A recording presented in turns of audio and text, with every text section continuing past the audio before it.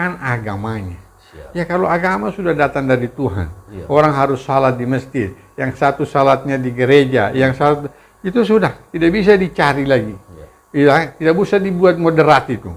Gitu kan. Tetapi cara kita bergaul, kalau kita diundang oleh kawan Kristen, acaranya di gereja, boleh tidak? Cara beragamanya, ya kalau bukan ibadah, boleh. Kalau ibadah, jangan. Kan begitu. Itu cara beragama. Nah, dari sana nanti akan muncul kesadaran untuk toleransi.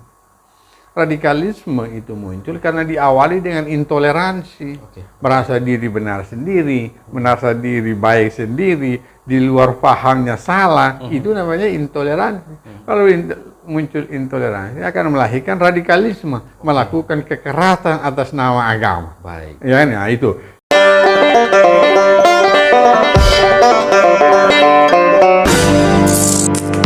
Assalamualaikum warahmatullahi wabarakatuh.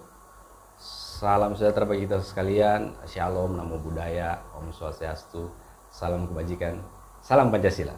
Salam Pancasila. Baik, kita berjumpa lagi di podcast Palu bersama saya Roni Sadi, dan kali ini tamu kita adalah tamu sangat istimewa, seorang tokoh di Sulawesi Tengah, tokoh keberagaman, saya menyebutnya begitu. Saya perkenalkan Bapak Profesor Kiai Haji Zainal Abidin MAG. Assalamualaikum Pak Prof. Waalaikumsalam warahmatullahi wabarakatuh. Makin segar sekali Pak Prof. Alhamdulillah. Alhamdulillah. Puji Tuhan. Luar biasa.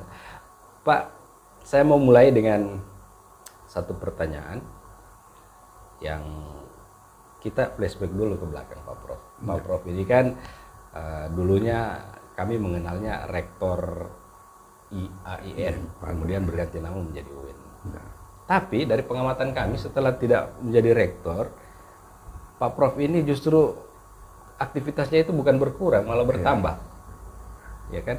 Juga di Ketua MUI, Ketua FKUB, di PBNU juga sebagai pengurus juga begitu Pak ya? Iya. Kemudian Pak Prof kelihatan saat ini masih tetap segar, aktif dalam berbagai kegiatan. Bisa bagi tips Pak menjaga kebugaran di tengah kesibukan? Iya. Saya kira terima kasih. Assalamualaikum warahmatullahi wabarakatuh.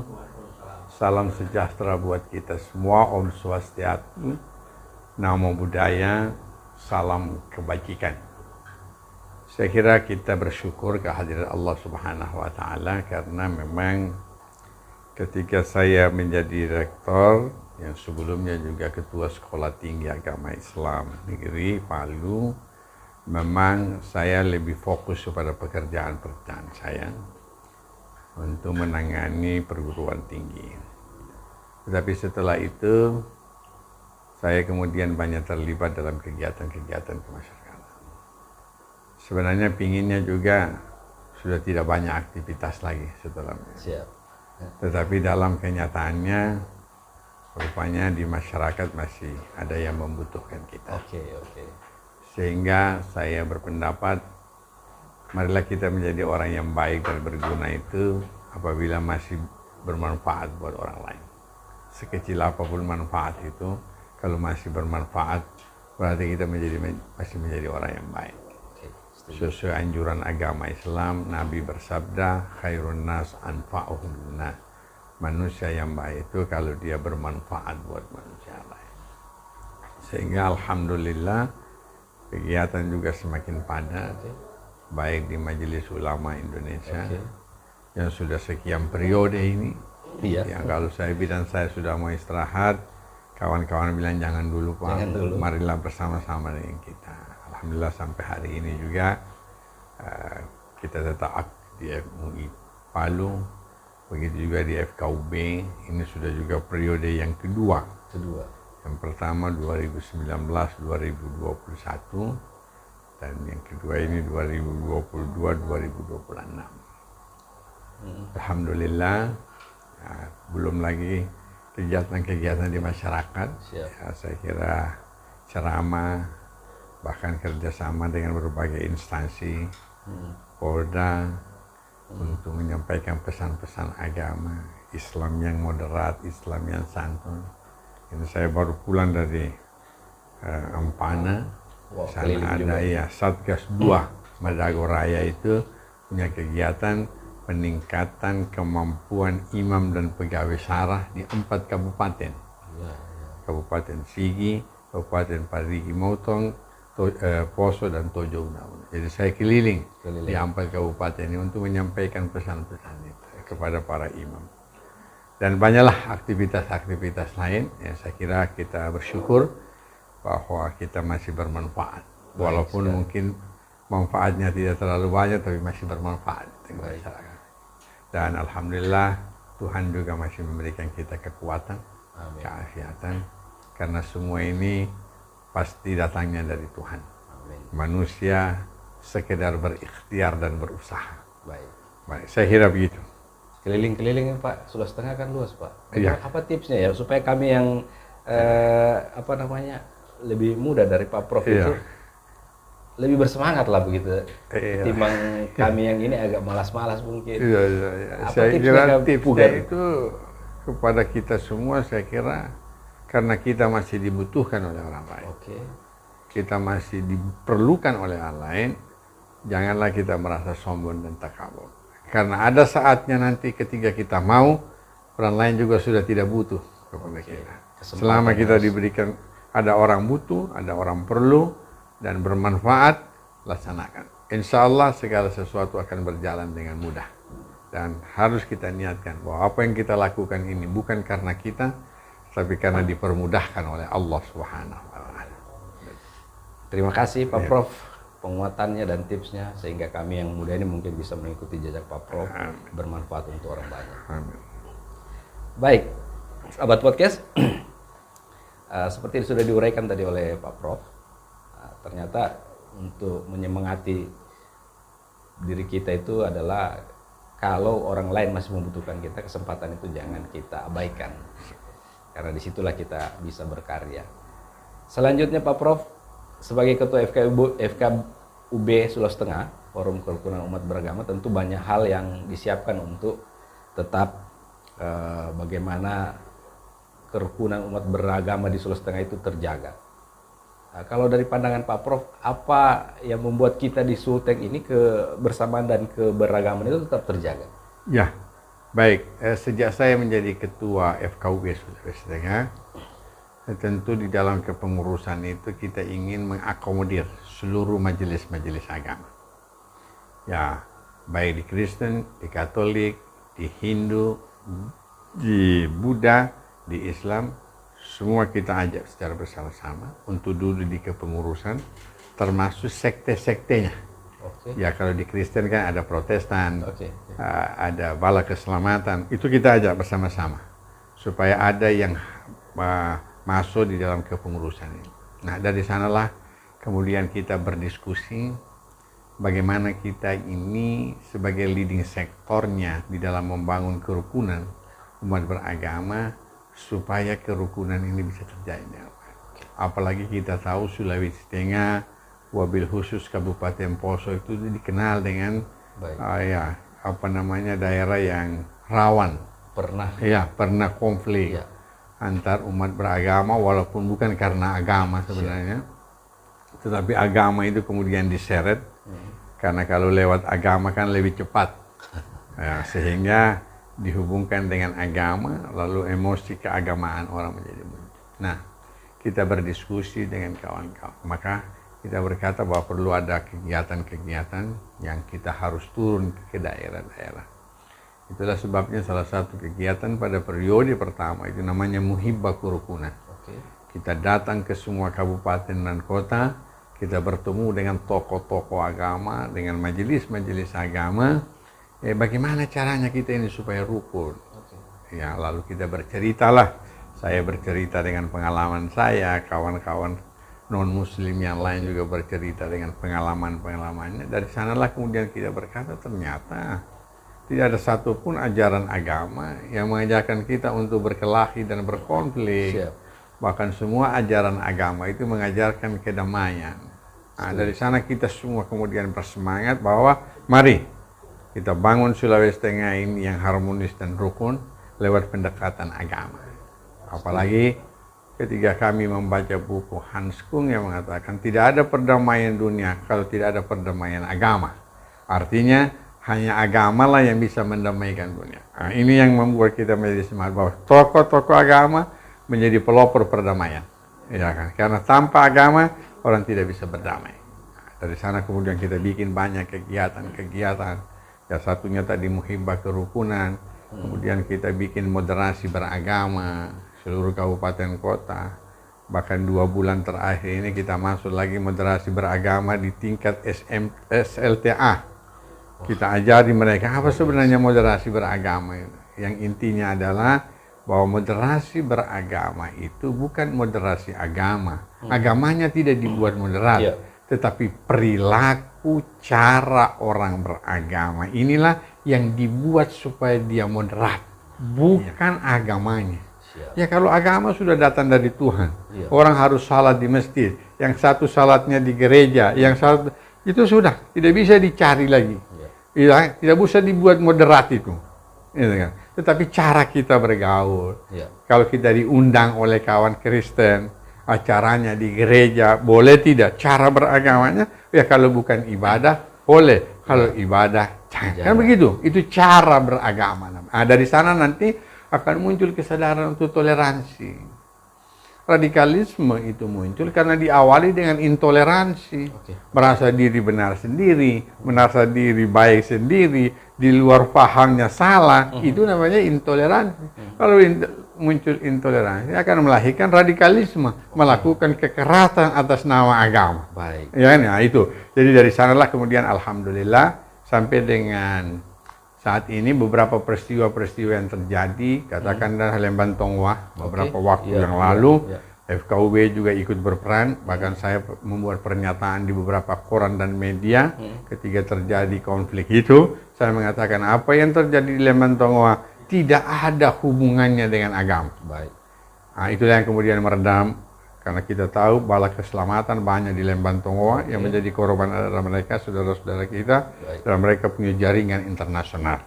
Alhamdulillah bisa meredam. Sehingga datanglah beberapa tokoh-tokoh ke rumah, termasuk Pak Danrem, Pak Kapolda lama untuk menyatakan terima kasih kepada FKUB sudah mampu meredam konflik. Karena memang orang akan buat isu ini agama, gereja dibakar, kan begitu? Nah, kita mengatakan tidak. Karena apa tidak? Karena tidak ada satu agama pun yang membolehkan menghilangkan nyawa orang lain. Bahkan kalau sudah rukun, damai, kita bisa bekerja dan apa yang kita cita-citakan dapat terwujud. Dan alhamdulillah hari ini kita juga sedang bedah buku, namanya moderasi beragama. Oke, Pak Prof, saya mau menyambung soal tadi Pak Prof sempat menyebutkan intoleransi, dan itu ternyata masih terjadi juga di beberapa oknum-oknum kita kan. Betul. Nah, kalau Pak Prof melihat gerakan ini, itu sebenarnya apa yang mereka inginkan ya Pak Prof? Ada intoleransi dan mau membuat sesuatu di negeri kita ini menjadi gaduh. Iya, tentu banyak aspek sebenarnya. Tentu saya walaupun ketika membaca bahwa biasanya kegaduhan muncul itu sebenarnya karena ada aspek ekonomi. Ada juga aspek politik, ya.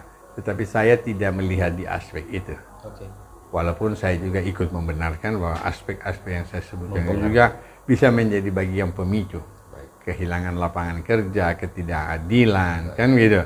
Nah, itu bisa menjadi pemicu. Tetapi kalau dari aspek agama, saya melihat tindakan-tindakan radikalisme dan intoleransi itu biasanya terjadi karena diawali dengan pemahaman keagamaan yang sempit. Nah, artinya dia tidak memahami ajaran agamanya itu dengan baik, dengan benar dan utuh. Tetapi dia punya pemahaman sepotong-sepotong. Sehingga dengan sepotong-sepotong yang tidak lengkap itulah dia punya pendapat sudah ini yang paling benar. Di luar pendapatnya itu salah dan ini yang menyebabkan munculnya intoleransi. Tetapi kalau dia memiliki pemahaman yang luas, pengetahuan yang banyak terkait dengan ajaran agama, dia akan semakin arif dan bijaksana yang pada gilirannya dia bisa memahami perbedaan. Kenapa di agama A begini, kenapa di agama B begini. Atau di internalnya Islam saja. Kenapa bisa beda? Ada tarawih 8, ada tarawih 20, ada orang kunut, ada orang tidak kunut, ada orang tahlil, ada orang. Kalau dia punya wawasan keagamaan yang luas, maka dia tidak akan mengklaim hanya dirinya yang benar. Kalaupun ada orang mengklaim dirinya paling benar, tidak apa-apa. Tetapi jangan dilanjutkan di luar pandangan saya salah dan keliru. Ini kan tidak boleh. Itu yang menyebabkan munculnya pemahaman yang radikal dan intoleran. Tapi kalau dia memahami, oh kenapa dia tahlil, oh ada dalilnya. Yang ini kenapa dia tidak tahlil, ada juga pandangan ulamanya. Dengan demikian kita akan berkata dengan perbedaan tidak ada masalah. Yang penting kita mengamalkan ajaran agama sesuai dengan keyakinan dan kepercayaan kita. Persoalan nanti mana yang benar, mana yang salah, tapi mudah-mudahan dua-dua benar. Kita serahkan saja kepada Allah Subhanahu wa taala, Tuhan yang akan melakukan penilaian. Begitu cara berpikir. Baik sekali Pak Prof. Ini kita mendapat ilmu baru ya, bahwa membangun toleransi itu ternyata di Indonesia sudah dibangun sejak lama. Pak Prof juga sudah menguraikan tadi apa-apa yang harus kita lakukan sebagai anak bangsa. Baik Pak Prof, tadi saya mendapatkan informasi juga sebelum podcast ke sini ternyata ada bedah buku begitu. Betul. Bedah buku ya, itu judul bukunya Moderasi Beragama Pak Prof. Betul. Bisakah kami dibagikan intisari dari isi dari buku itu? Apa kira-kira yang dibahas dalam buku itu? Iya. Ini kalau saya bisa perlihatkan, ini bukunya namanya Moderasi Beragama, Telaah Agama-Agama. Artinya, di dalam buku ini kita ingin menjelaskan apa sesungguhnya moderasi beragama, apa manfaatnya, dan apa tujuan lahirnya buku ini. Yang kemudian Telaah Agama-Agama ini adalah bagaimana perspektif pandangan agama-agama terhadap moderasi beragama. Jadi nanti ada di dalamnya moderasi beragama menurut Islam, moderasi beragama menurut Katolik, menurut Kristen, Hindu, Buddha, termasuk Konfusius, supaya apa? Kawan-kawan itu bisa membandingkan. Nanti ketika dia baca, yang baca buku ini misalnya orang Katolik, dia baca juga bagaimana moderasi menurut agama Islam. Begitulah selanjutnya. Lalu nanti kita harap mereka berkesimpulan, oh ternyata moderasi beragama ini dimiliki oleh semua agama. Bahwa Kristen juga menganjurkan, Katolik juga, dan moderasi beragama itu tidak bertentangan dengan agama. Itulah yang kita sebut tadi. Bukan moderasi agama, tetapi moderasi beragama. Karena agamanya tidak boleh dibuat moderat, yang boleh dibuat moderat itu cara dan perilaku orang beragama. Nah ini yang kita maksudkan. Hari ini kita melakukan bedah buku karena kita berpandangan sebelum buku ini nanti disebarkan, perlu dilakukan kritik kepada buku ini supaya lebih baik hasilnya. Dan alhamdulillah tadi sudah berlangsung dan saya juga sudah memberikan masukan-masukan bagaimana buku ini menjadi menarik dibaca. Tidak usah terlalu berat-berat bahasanya, karena ini buku bukan dibaca oleh cendekiawan, tapi buku ini diharapkan nanti dibaca oleh masyarakat umum. Artinya kami rencana bagikan ke majelis-majelis agama. Dari sana nanti kita bisa bagikan, kita berharap kepada imam dan pegawai syara. Kita juga berharap nanti kalau uang ada kita cetak lagi, kita bagikan kepada Babin Kamtipmas. Ini polisi di desa, supaya juga mereka bisa baca-baca ini. Karena mereka lah ujung tombak kita di desa oleh polisi. Ikut menyebarluaskan iya, kalau dia melihat ada berbagai agama, dia baca ini, ternyata kita harus santun dengan agama non-muslim. Kalau dia orang Hindu, ajaran Hindu bilang, jangan menghina agama orang yang berbeda dengan kita. Lalu nanti dari desa itulah muncul persatuan, muncul toleransi, kedamaian. Kalau sudah dari desa muncul, harga kecamatan, di kabupaten, ke provinsi, dan bikin perlu nanti insya Allah secara nasional. Dari pondasinya sudah dibangun. Kita sudah bangun. Bahkan nanti ini saya tadi juga ikut memberi masukan supaya buku ini ditambah dengan kearifan lokal. Maksudnya Misalnya ada kearifan lokal di Poso, Sintubu Maroso. Oke. Bahwa kita hidup bersatu itu adalah kekuatan. Baik. Rupanya hidup bersatu adalah kekuatan. Kita buka ajaran agama juga, semua agama mengajarkan persatuan. Baik. Artinya budaya Poso tidak bertentangan dengan ajaran agama. Nah ini yang kita coba letakkan di dalam buku seperti ini. Kearifan lokal. Ya, sehingga nanti buku ini betul kita harapkan bermanfaat. Selain itu, kita akan berikan kepada ormas pemuda Islam, pemuda Katolik, Kristen, supaya mereka juga baca. Oke. Sehingga dari kalangan muda sudah terbiasa hidup berdampingan dengan orang yang berbeda dengan kita. Berbeda suku, berbeda agama, berbeda ras, dan lain-lain sebagainya. Mereka sudah biasa. Nah, bahkan kita ini nanti, insya Allah sesudah ini, kita akan membuat kemah kerja pemuda sesudah Tengah. Wah. Kemah kerja pemuda itu dilaksanakan di Tentena, insya Allah. Mudah-mudahan tidak ada halangan. Oke. Kita tidak sekedar dengar ceramah, tidak misalnya moderasi beragama, begini keruk, tidak. Itu mungkin hanya sekian durasinya. Oke. Tetapi yang akan kita pertunjukkan kepada masyarakat, ada sekian pemuda-pemuda yang berbeda agama bisa tidur satu kamar. Oke. Kemudian dari sana mereka bisa pergi ke masyarakat secara bersama-sama. Di sana mereka melihat, oh ada gereja yang kotor, umpamanya, Pak, umpamanya. Ya. Atau masjidlah yang kotor. Ya. Sama-sama, ada Hindu, ada Kristen, ada membersihkan masjid. Oke. Sehingga mereka dari muda sudah terbiasa juga saling membantu walaupun berbeda agama. Oke. Itu kira-kira. Wah, saya kalau diskusi sama Pak Prof ini tidak cukup nih waktu sejam nih. harus lebih panjang. Karena jarang-jarang ketemu Pak Prof. Iya. Pak Prof, saya agak sedikit ke pertanyaan, karena kita mau jelang tahun politik. Tapi saya tidak bertanya soal siapa yang Pak Prof dukung, tidak boleh disebutkan di sini. Tapi saya ingin, karena ini kita di tahun politik, pengalaman di 2019 ada polarisasi yang dibangun oleh pihak-pihak tertentu, dan tentu sudah akan membuat kegaduhan. Nah, adakah pesan Pak Prof agar hal-hal yang terjadi sebelumnya itu di pemilu nanti tidak terjadi dan tidak akan terjadi kegaduhan yang mencoba memecah belah bangsa kita? Baik, saya kira secara umum pesta demokrasi itu adalah pesta kita semua. Artinya kita berharap lewat pesta demokrasi itu semua aspirasi kita dapat tersalurkan dengan baik. Baik kita memilih pemimpin eksekutif maupun pemimpin legislatif, itu betul-betul bisa terlaksana walaupun kita berbeda. Tentu saya bisa berbeda pilihan. Ya, biarkanlah masyarakat dengan beda pilihan itu. Tidak usah memaksakan pilihan itu harus sama semua. Tidak perlu seragam. Ya, kita perlu keragaman. Ya, perbedaan. Kaitannya dengan polarisasi, saya kira menjadi pengalaman kita semua di berbagai pemilu kita sebelumnya. Tentu terjadi pengkotak-kotakan di tengah masyarakat. Olehnya itu FKUB sebelum ini terjadi sudah melakukan kegiatan kemarin, pencegahan politik identitas. Baik. Khusus kepada para mahasiswa, kita bikin mahasiswa sekota Palu. Di situ kita bikin kegiatan narasumber dari DPR, narasumber dari FKUB, narasumber dari kantor gubernur, dari Kesbangpol, untuk menjelaskan bahwa bahaya politik identitas. Jangan identitas yang ditonjolkan.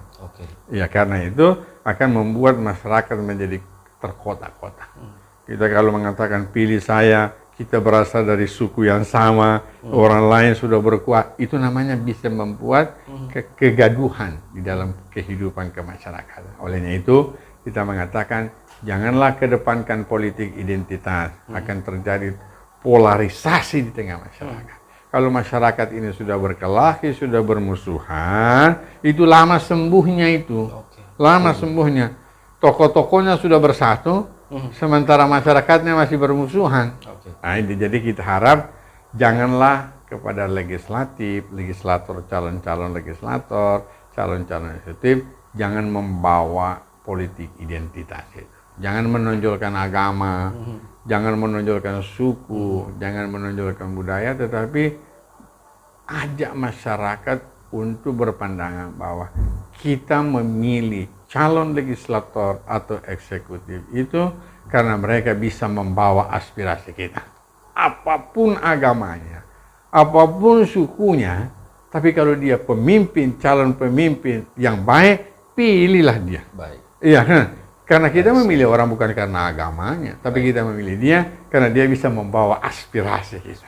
Ya, Program masyarakat. Program yang perbaikan kepada masyarakat, kesejahteraan kepada masyarakat, itu yang dipilih. Kalau kita memilih orang karena agama, dan yang satu juga tidak mau memilih karena bukan agamanya, maka akan terjadi polarisasi. Baik. Bahkan saya khawatir bukan hanya karena beda agama, bisa beda orang juga. Kalau di masjid, masjid A pilih si A, masjid B pilih si B, nanti bagaimana? Saya bilang, itu masjid A, pilihannya orang A itu. Akhirnya antar masjid saja sudah tidak rukun. Gitu, ya? Oleh itu saya kira kita ajak masyarakat, pilihlah orang yang memiliki wawasan politik kebangsaan, politik kenegarawan, sehingga dia bercita-cita bukan untuk kepentingan kelompok, bukan untuk kepentingan orang tertentu, tapi kepentingan orang banyak. Kalau orang sudah menjadi pemimpin, dia bukan pemimpin sebahagian kelompok, tapi dia pemimpin dari seluruh kelompok. Ini yang kita akan selalu sampaikan kepada mereka. Dan jangan dipengaruhi oleh orang lain. Pilihlah pemimpin sesuai dengan hati nuranimu. Perbedaan bisa terjadi. Suami bisa berbeda di dalam pilihannya dengan istrinya. Tetapi jangan sampai berkelahi. Baik sekali Pak Prof. Baik, luar biasa sekali Pak Prof. Tak terasa sudah beberapa menit berjalan. Kami sudah berdiskusi soal keberagaman, soal moderasi beragama, soal toleransi, membangun kebersamaan di Sulawesi Tengah, juga di Indonesia khususnya.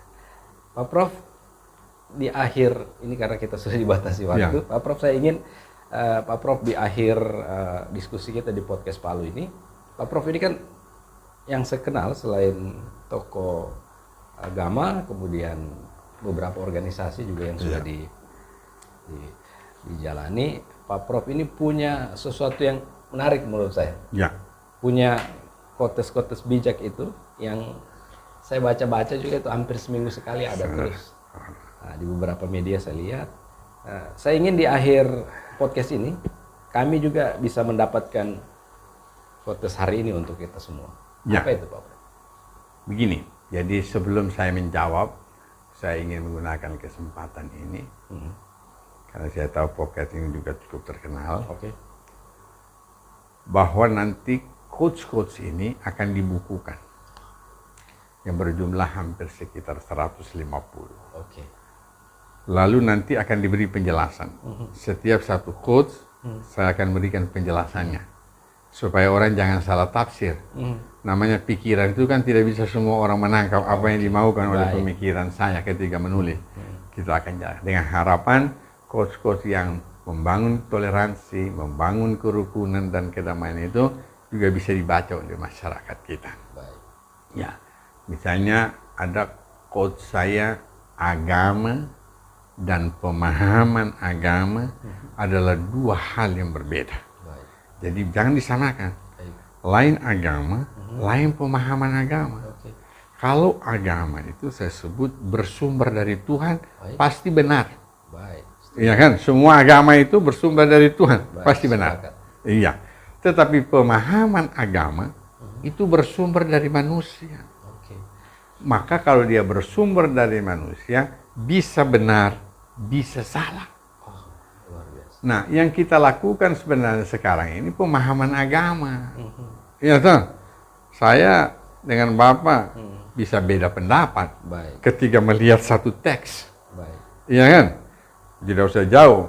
Angka 6 kalau Bapak lihat 6. Kalau saya lihat dari sini 9. Itu namanya pemahaman. Pemahaman. Nah, ini yang kita ingin jelaskan kepada masyarakat bahwa tolong dibedakan agama dan pemahaman agama. Kalau agama jangan lagi dikorek, sudah memang bersumber dari Tuhan. Tetapi pemahaman agama tidak mutlak benar. Bisa Anda setuju, bisa Anda tidak setuju dengan pemahaman agama. Apa solusinya? Kalau ada perbedaan tadi, solusinya toleran di dalam melihat perbedaan.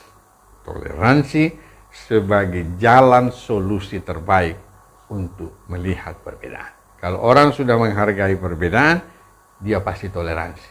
Oh, Pak Sandi ini dia pakai aliran ini. Iya. Saya pakai aliran ini. Iya. Sama-sama dalilnya, tapi dia pakai A, saya pakai B. Siap. Kan begitu, itu namanya pemahaman. Sehingga bisa berbeda-beda. Jadi begitulah harapan saya terhadap coach-coach. Kalau ditanya menyangkut ideologi lagi, ada coach ideologi saya. Iya.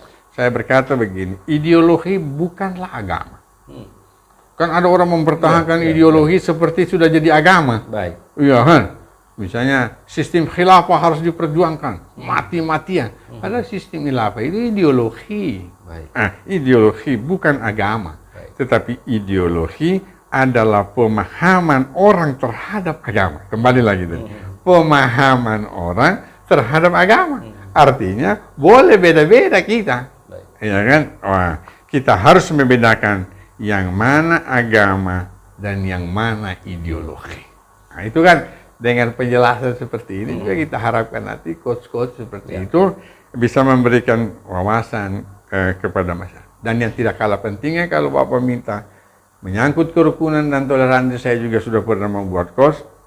Agama itu merupakan media menuju Tuhan. Tetapi manusia biasanya lebih fokus pada medianya. Kita lebih fokus pada agamanya. Juli, Agustus, September ini membahasnya dan mungkin dicetak. Baik. Insya Allah kita akan kabari kepada semua. Karena selama dia untuk kepentingan orang banyak, kita tidak akan sembunyikan. Baik. Terima kasih Pak Prof. Dr. Kiai Haji Zainal MAG, Zainal Abidin MAG atas waktunya bersama kami di Podcast Palu. Dan mungkin di lain waktu kita akan banyak berdiskusi lagi Pak, walaupun bukan di balik layar. Siap. Diskusi di luar sana nanti kita akan banyak berdiskusi karena banyak ilmu yang kami bisa dapatkan dari Pak Prof. Insya Allah. Saya juga berterima kasih kepada podcast sudah mengundang. Baik. Tanpa podcast ini, pikiran-pikiran dan gagasan saya tidak sampai ke tengah masyarakat. Siap. Artinya saya membutuhkan media untuk menyampaikan pesan Terima saya. kasih Pak Prof. Ya. Baik, terima kasih sahabat Podcast Palu. Demikian tadi diskusi kami dengan Pak Prof. Dr. Kiai Haji Zainal Abidin MAG, Ketua FKUB Provinsi Sulawesi Tengah, Ketua MUI Kota Palu. Saya Roni Sandi pamit, terima kasih atas kebersamaan Anda. Kita akan berjumpa lagi dengan narasumber lain tetap di Podcast Palu. Sampai baku dapat lagi. Terima kasih.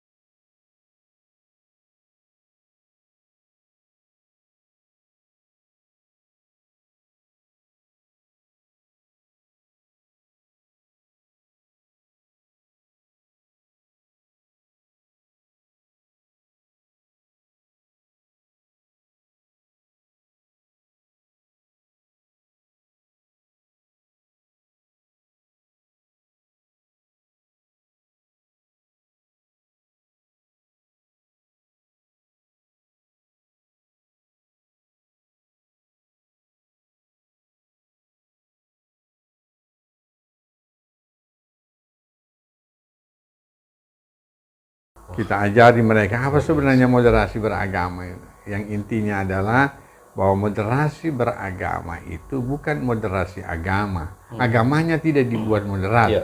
tetapi perilaku cara orang beragama inilah yang dibuat supaya dia moderat, bukan agamanya. Siap. Ya kalau agama sudah datang dari Tuhan, Iya. orang harus salat di masjid, yang satu salatnya di gereja, yang satu itu sudah tidak bisa dicari lagi. Iya. Ya, tidak bisa dibuat moderat itu. Gitu kan. Tetapi cara kita bergaul, Iya. kalau kita diundang oleh kawan Kristen, acaranya di gereja, boleh tidak? Cara beragamanya, ya kalau bukan ibadah, boleh. Kalau ibadah, jangan. Kan begitu, itu cara beragama. Nah, dari sana nanti akan muncul kesadaran untuk toleransi. Radikalisme itu muncul karena diawali dengan intoleransi. Oke. Merasa diri benar sendiri, merasa diri baik sendiri, di luar pahamnya salah, itu namanya intoleransi. Kalau muncul intoleransi akan melahirkan radikalisme, melakukan kekerasan atas nama agama. Baik. Ya, nah itu.